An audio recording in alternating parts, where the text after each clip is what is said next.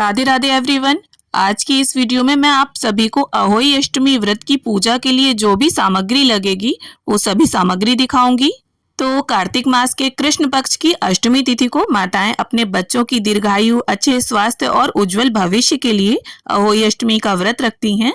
और जिस तरह से हम करवा चौथ का व्रत पति की लंबी उम्र के लिए करते हैं और चंद्रमा को अर्घ दे के व्रत खोलते हैं, ठीक उसी तरह से अहोई अष्टमी का व्रत हम बच्चों की लंबी उम्र के लिए करते हैं और तारों को अर्घ दे के इस व्रत को खोला जाता है। तो चलिए अब हम पूजा की सभी सामग्री देख लेते हैं।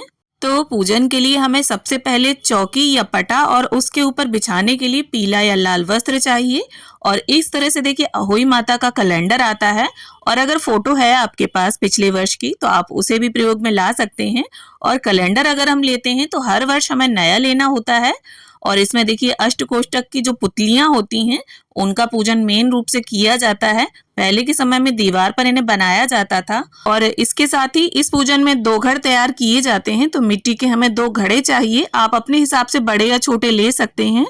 और अगर आप चाहें तो एक मिट्टी का और दूसरा पीतल, तांबा या स्टील का कलश भी ले सकते हैं। और बहुत सी जगह पर एक घड़ा कोरा लिया जाता है और एक जो करवा होता है करवा चौथ का उसे ऊपर रख लिया जाता है। तो जैसा भी आपके यहाँ होता हो आप वैसा कर ले। इस तरह से 2 घड़ तैयार किए जाते हैं ऊपर नीचे रखकर।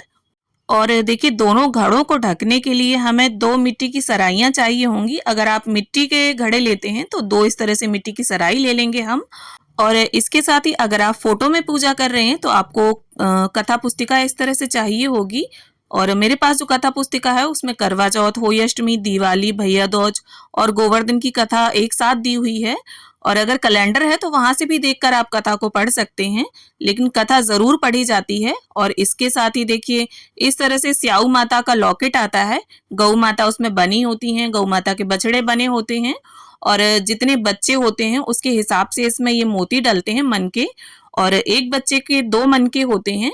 और कोई कोई हर साल इन मोतियों को बढ़ाता है और कहीं कहीं पर ये मोती नहीं बढ़ाए जाते, शादी के समय बच्चों की बढ़ाए जाते हैं। और इसके साथ ही देखिए हमें कलावा चाहिए होगा, क्योंकि देखिए जो घड़े हमने लिए हैं इनके कंठ पर भी हम मोली बांधेंगे। और सभी को वस्त्र की भावना से अर्पित करने के लिए भी कलावा हमें चाहिए होगा। और इसके साथ ही सभी को तिलक करने के लिए हल्दी, रोली और अक्षत रख लेंगे हम थाली में। और अक्षत ध्यान रखिए आप टूटे नहीं होने चाहिए।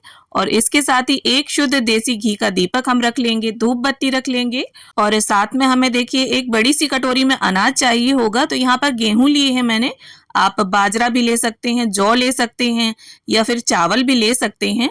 और इसके साथ ही माचिस भी रख लेंगे हम थाली में। अब देखिए अहोई माता को अर्पित करने के लिए यहाँ कुछ श्रृंगार का सामान ले लेंगे हम।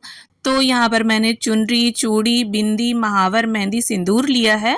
आप चाहें तो 1-2 चीजें भी अर्पित कर सकते हैं। और इसके साथ ही देखिए पूजा में अर्पित करने के लिए हमें फूल चाहिए होंगे।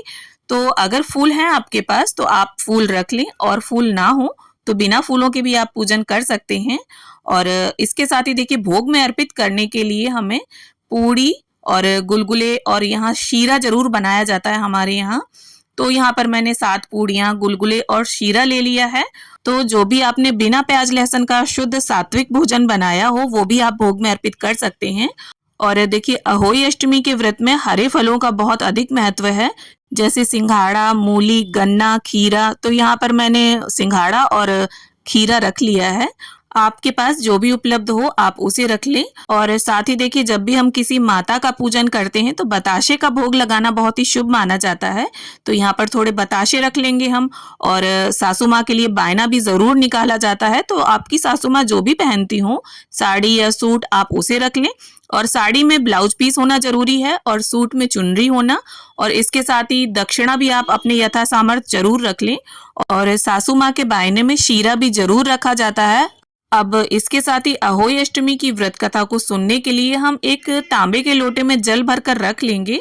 और इसके साथ ही दक्षिणा में अर्पित करने के लिए कुछ सिक्के यहीं पर हम रख लेंगे। तो इस तरह से अहोई अष्टमी व्रत में पूजा करने के लिए ये सभी सामग्री हमें चाहिए होगी। तो उम्मीद करती हूँ वीडियो को देखकर आप सभी को हेल्प हो। वीडियो अगर थोड़ी भी अच्छी लगी हो, आपको पसंद आई हो, तो प्लीज वीडियो को लाइक करें और मेरे साथ जुड़े रहने के लिए मेरे चैनल ज्ञान अनुसार को सब्सक्राइब कर लें। तो मिलती हूँ आप सभी से एक नए वीडियो के साथ। तब तक के लिए हरे कृष्णा, राधे राधे।